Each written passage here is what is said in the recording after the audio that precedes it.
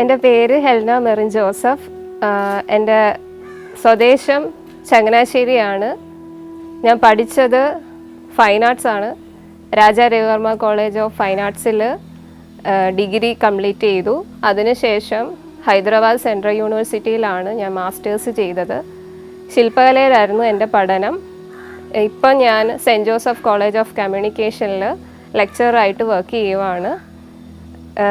ലളിതകലാ അക്കാദമിയുടെ അവാർഡ് 2017 ലഭിച്ചിട്ടുണ്ടായിരുന്നു. അതിനുശേഷം reserve bank of ഇന്ത്യയുടെ ഒരു കോമ്പറ്റീഷനിൽ അവരെൻ്റെ വർക്ക് കളക്ട് ചെയ്യുകയുണ്ടായി.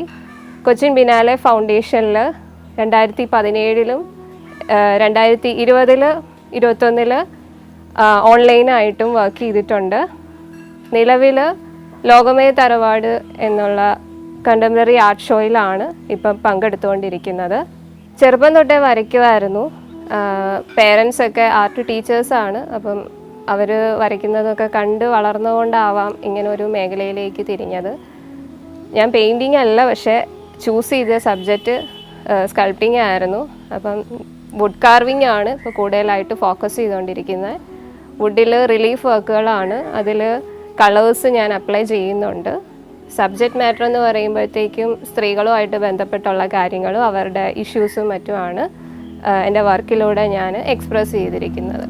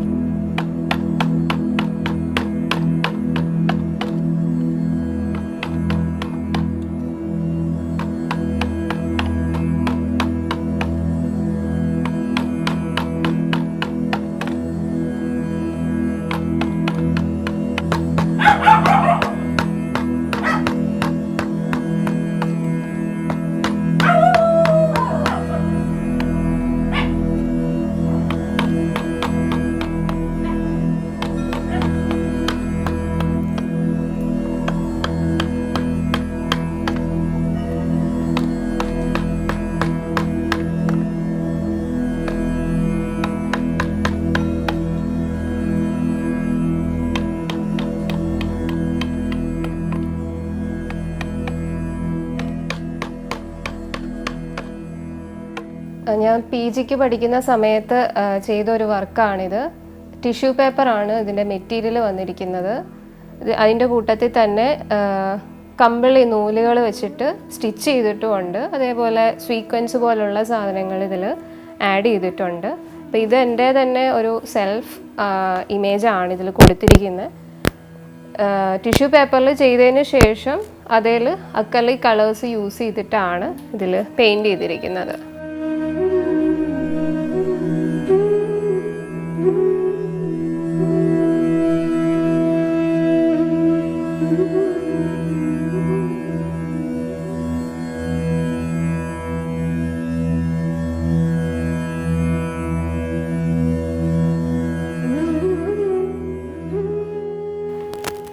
കാർവിങ്ങിന് ശേഷം ഞാനിതിൽ കളേഴ്സ് ആഡ് ചെയ്യുന്നുണ്ട്.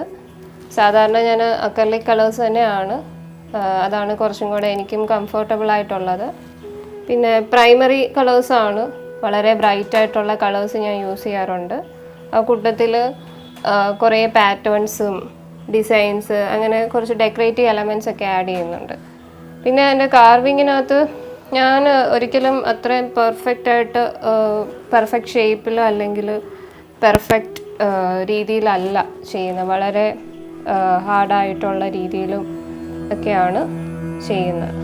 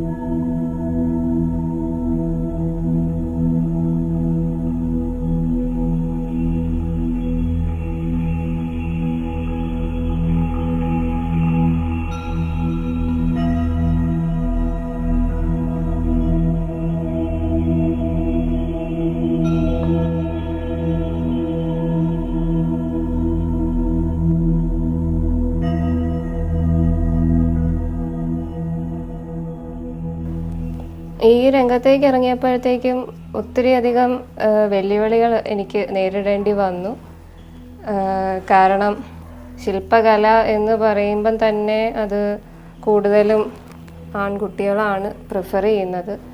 അപ്പോൾ ഞാൻ ഇങ്ങനൊരു തീരുമാനത്തിലേക്ക് എത്തിയപ്പോഴത്തേക്കും ആർക്കും തന്നെ ഉൾക്കൊള്ളാൻ പറ്റിയില്ല. പിന്നെ ഞാൻ അങ്ങനെ വിമർശനങ്ങളൊക്കെ കൂടിക്കൂടി വന്നപ്പോഴത്തേക്കും ഭയങ്കര ഒരു വാശിയായിരുന്നു. പിന്നെ ഇതിനകത്ത് എന്തോ വലിയ പാപം ചെയ്യുന്ന പോലെയൊക്കെയായിരുന്നു ആൾക്കാർ എന്നെ കണ്ടുകൊണ്ടിരുന്നത്. അപ്പോൾ അങ്ങനെ വന്നപ്പോഴത്തേക്കും പിന്നെ വുഡ് കാർവിങ് എങ്ങനെയോ ആക്സിഡൻ്റായിട്ടാണ് ഇങ്ങനെ ഒരു മീഡിയത്തിലേക്ക് വന്നത്. അപ്പം ഈ തടിയിൽ പണി ചെയ്യുക എന്ന് പറയുമ്പം തന്നെ നീ ആശാരിയാണോ, അവിടെ ജാതി ഒക്കെ പറഞ്ഞ് വേറൊരു രീതിയിലൊക്കെ സംസാരങ്ങളും മറ്റും ഒക്കെ ഉണ്ടായിട്ടുണ്ട്. അപ്പോൾ അങ്ങനെയൊക്കെ ഒത്തിരി അധികം പ്രശ്നങ്ങൾ നേരിടേണ്ടി വന്നു.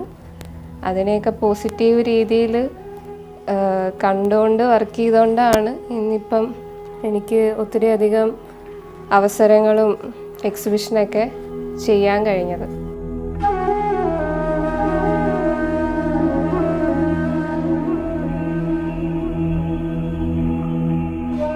ഈ വോൾ ആർട്ട് ഞാൻ ഡിഗ്രിക്ക് ചേർന്ന സമയത്ത് ആദ്യമായിട്ട് ചെയ്തതാണ്. അതിന് ശേഷമാണ് ബാക്കി ഇവിടെ കാണുന്ന വർക്കുകളൊക്കെ ചെയ്തത്. ബുദ്ധിസം ഒക്കെ ഭയങ്കര ഇൻട്രസ്റ്റിംഗ് ആയിട്ടുള്ള ഒരു ഏരിയ ആയിരുന്നു. മെഡിറ്റേഷനും കാര്യങ്ങളൊക്കെ ക്രേസി ആയിട്ടിരുന്ന ഒരു സമയം ഉണ്ടായിരുന്നു. അപ്പോൾ അന്ന് ചെയ്ത ഒരു മ്യൂറൽ വർക്കാണിത്. അപ്പോൾ എനിക്ക് തോന്നുന്നു 7-8 വർഷമായിട്ട് ഈ സാധനം ഇവിടെ തന്നെ ഉണ്ട്.